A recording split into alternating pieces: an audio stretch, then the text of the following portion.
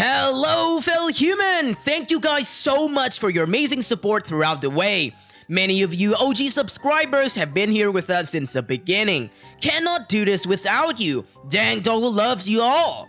To celebrate the 1000 subscriber milestone, let's explore the r/relationships.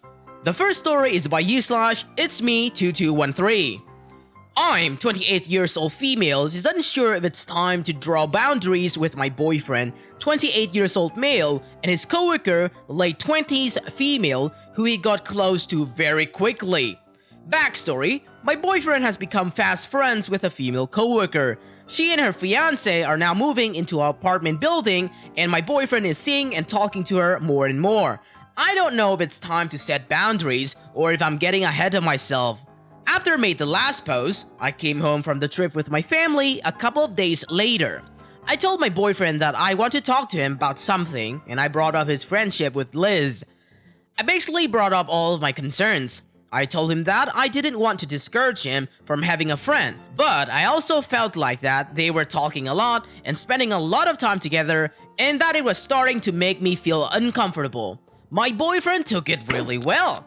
He immediately reassured me that he only saw her as a friend and that he hadn't even realized how it could look to me. When I brought up how I felt like he wasn't being forthcoming with the information, like how he didn't mention the phone call from her, he said that was 100% unintentional. He then immediately asked what he could do going forward to make me feel more comfortable. He offered to stop carpooling with her and to cut down on contact with her except for work-related stuff. I told him that I didn't have a problem with the carpooling because financially it does make sense. He spends a lot of money on gas, but maybe he could try to text and call her outside of work a little bit less. I also told him that I would really love to meet her and her fiance, and he enthusiastically agreed. He set up for a hangout for the following weekend. The two of us and Liz and her fiance all went out for drinks at the bar by our building. They're moved in by now. It was actually really fun. It turns out that we all have a ton in common. Liz and I do very similar work, and we all have common nerdy interests. It was a little awkward at first, as meeting new people often is, but once we all get comfortable, we had a blast. From there, we have all become friends, and Liz and I have developed our own separate friendship too. We text often, go to each other's places for dinner sometimes, and hang out on weekends.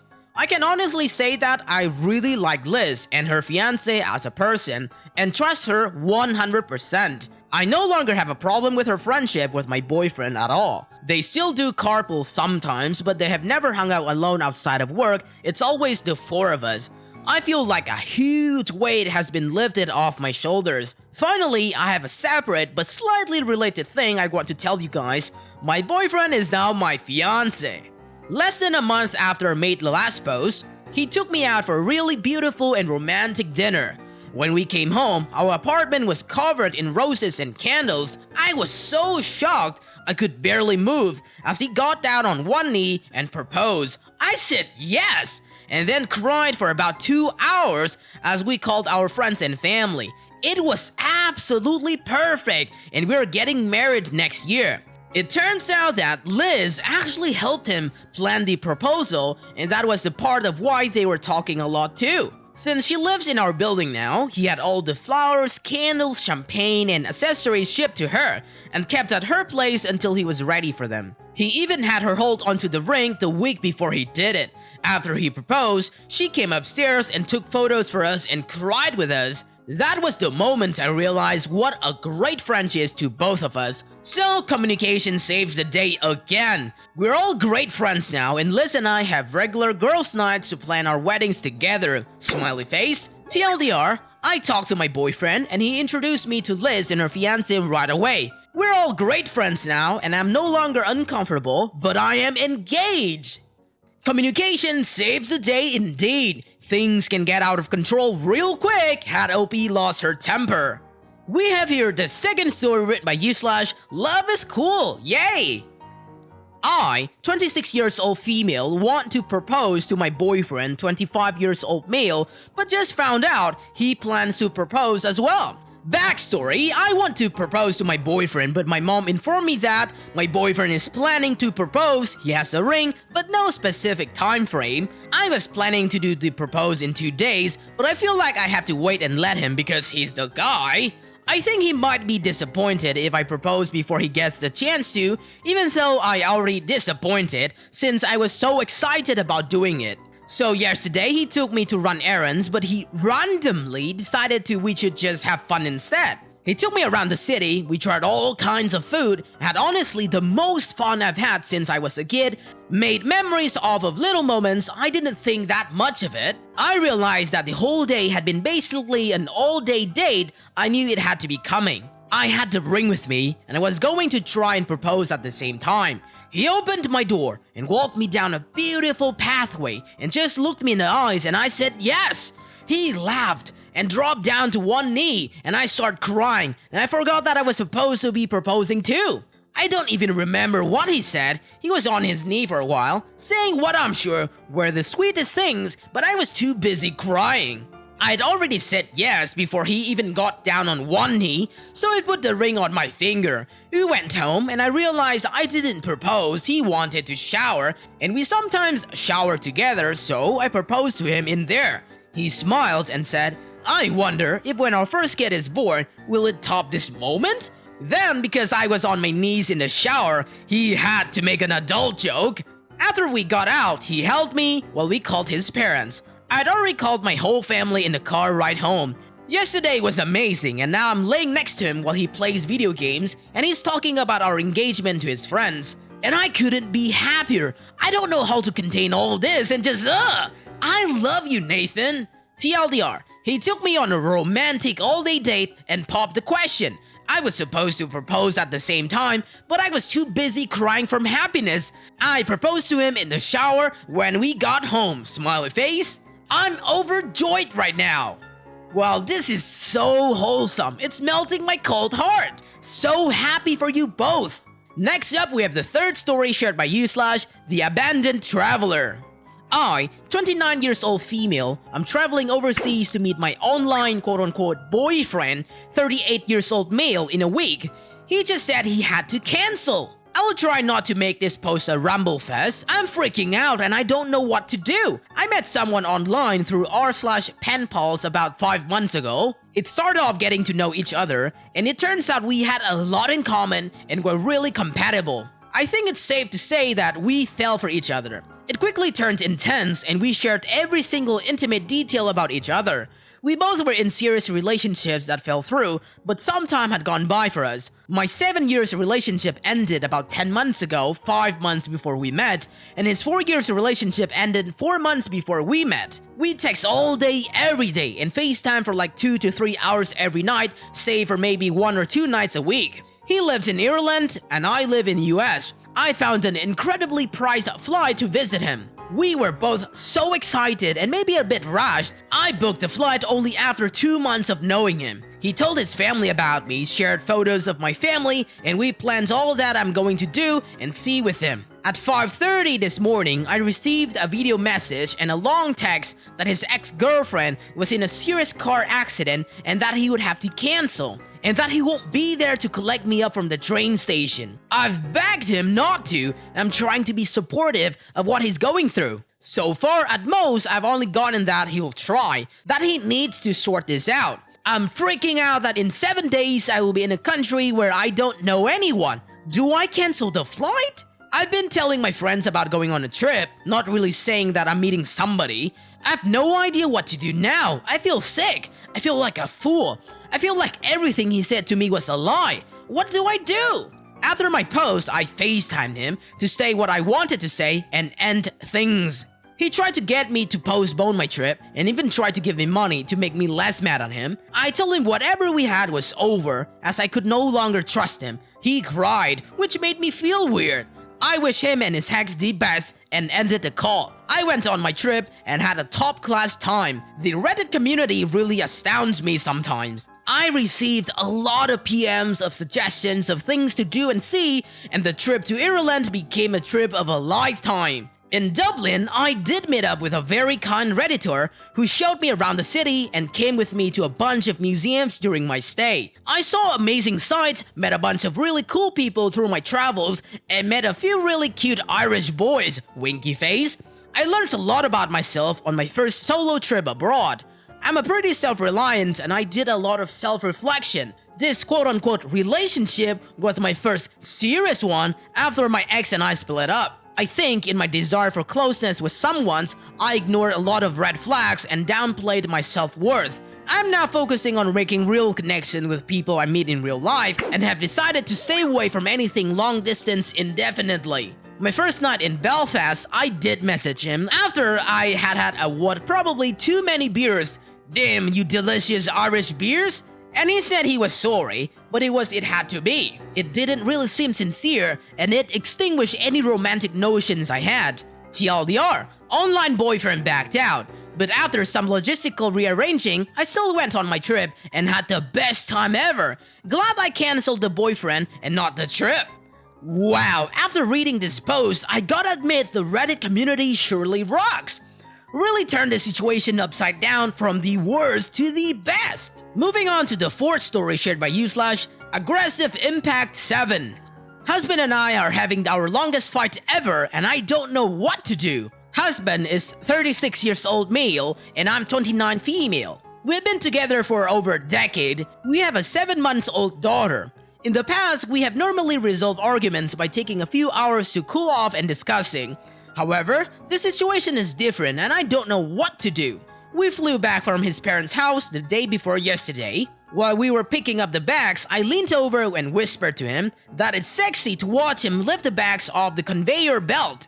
Our daughter was asleep in the stroller when this happened, and I whispered quietly so she would have heard me even if she were awake. He snapped at me really loudly and said, "Do not say those things in front of my child!" It was loud enough that people were staring, and I was really embarrassed. Then we got home and I put the baby to the bed and then he tried to initiate intercourse with me. I told him that I wasn't in the mood after what happened at the airport and he lost it and said that I shouldn't put dirty thoughts in his head by calling him sexy and then not have intercourse with him. I told him I would have been up for several rounds had he not snapped at me.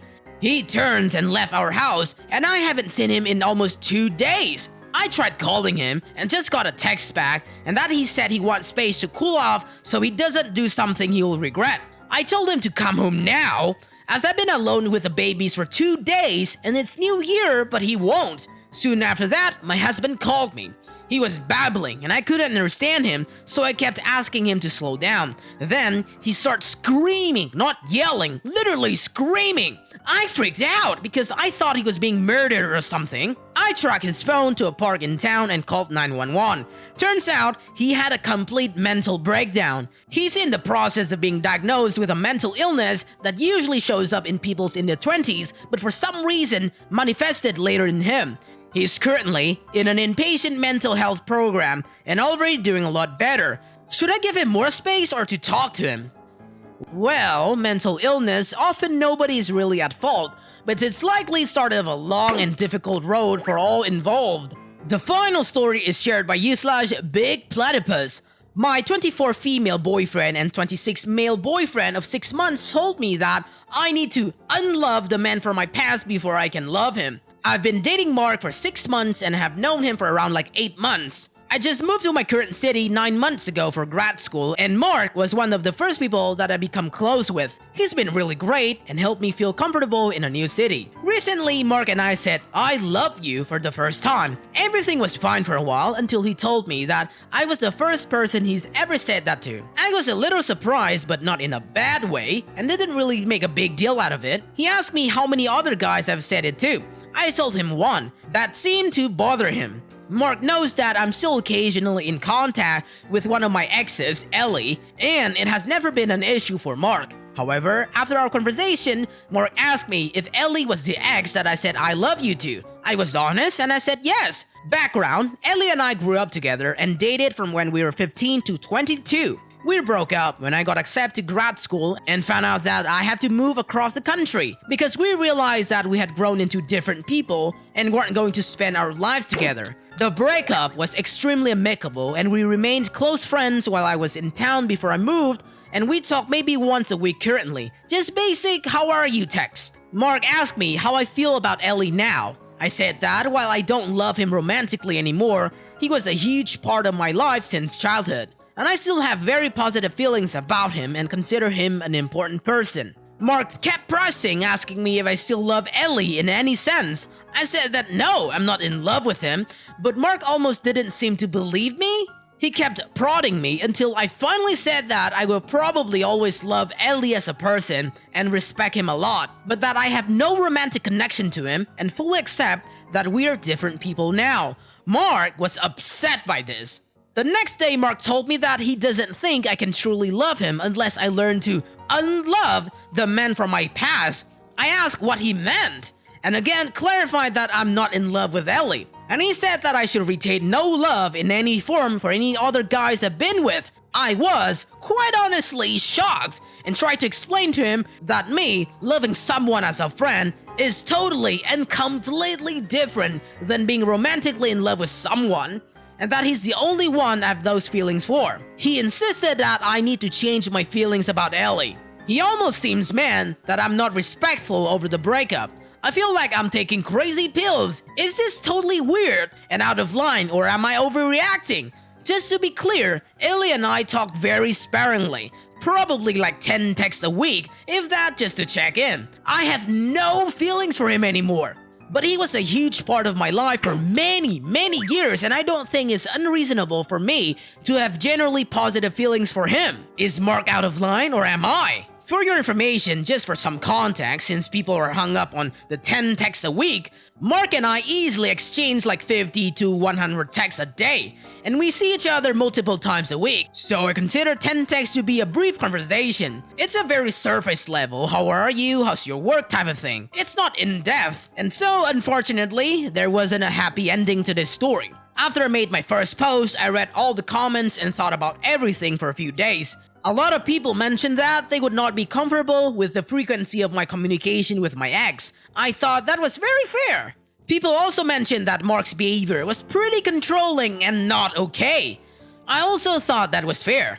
I went to talk to Mark and I told him that I understood that if he was uncomfortable with me being in touch with Ellie weekly, and that I would be totally willing to cut that down. I also reiterated again that I was not only currently in love with Ellie and hadn't been for a while. Mark was understanding this time and seemed happy with the fact that I offered to cut down my contact with Ellie. But then, I told Mark that although I was willing to do this, I wasn't happy with how he approached the issue and that I found his behavior controlling. I basically told him that I want him to approach issues in a more rational way, and I would appreciate if he opened a dialogue rather than just telling me what to do, and that I wouldn't put up with him trying to command me to do something, especially something so ridiculous.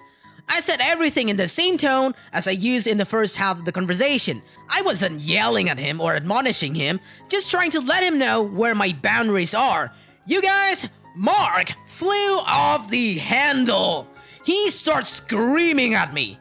Obviously, he wasn't having it, so I got up to leave.